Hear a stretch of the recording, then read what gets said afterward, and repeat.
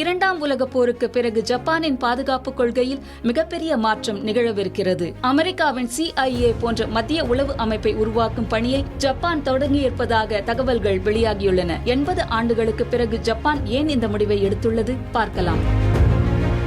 ஜப்பானில் 2025ஆம் ஆண்டு முதல் செயல்பட்டு வரும் பிரதமர் சனாயே டகாய்ச்சி தலைமையிலான அரசு பல்வேறு அமைச்சகங்கள் மற்றும் அமைப்புகளில் சிதறி கிடக்கும் உளவு தகவல் சேகரிப்பு மற்றும் பகுப்பாய்வு பணிகளை ஒரே குடையின் கீழ் கொண்டுவர திட்டமிட்டுள்ளது. இதற்காக ஒருங்கிணைக்கப்பட்ட ஒரு அமைப்பை உருவாக்குவதற்கான பணிகள் நடைபெற்று வருகின்றன. இந்த அமைப்புகள் பிரதமரின் நேரடி மேற்பார்வையில் செயல்படும் என தெரிவிக்கப்பட்டுள்ளது. இந்த புதிய அமைப்பை உருவாக்குவதற்காக அமெரிக்கா, ஜெர்மனி, ஆஸ்திரேலியா உள்ளிட்ட மேற்கத்திய நாடுகளின் புலனாய்வு அமைப்புகளிடம் ஜப்பான் ஆலோசனை பெற்று வருவதாகவும் கூறப்படுகிறது. உளவு தகவல் சேகரிப்பு, சைபர் பாதுகாப்பு, தொழில்நுட்பம், பணியாளர் பயிற்சி மற்றும் நாடுகளுக்கிடையேயான தகவல் பகிர்வு போன்ற துறைகளில் இந்த ஒத்துழைப்பு அமையும் என தகவல்கள் தெரிவிக்கின்றன. இதுவரை ஜப்பானின் தேசிய பாதுகாப்பு தொடர்பான உளவு பணிகளை காவல்துறை, பாதுகாப்புத்துறை, வெளியுறவு அமைச்சகம் உள்ளிட்ட பல்வேறு அமைப்புகள் தனித்தனியாக மேற்கொண்டு வந்தன. ஆனால் இந்த முறையில் வெளிநாட்டு உளவு நடவடிக்கைகள், சைபர் தாக்குதல்கள் மற்றும் தேர்தல் தலையீடுகளை திறம்பட எதிர்கொள்வதில்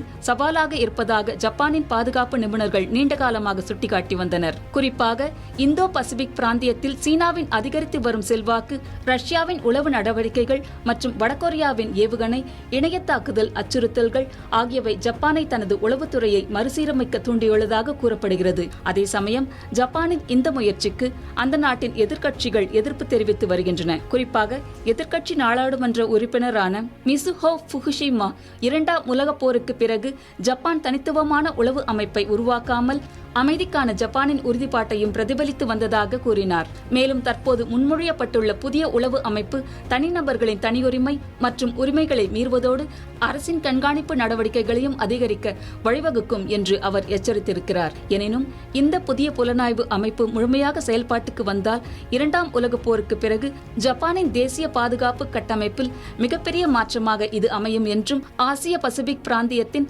பாதுகாப்பு அரசியலிலும் குறிப்பிடத்தக்க தாக்கத்தை ஏற்படுத்தும் என்றும் சர்வதேச அரசியல் பார்வையாளர்கள் மதிப்பிடுகின்றனர்.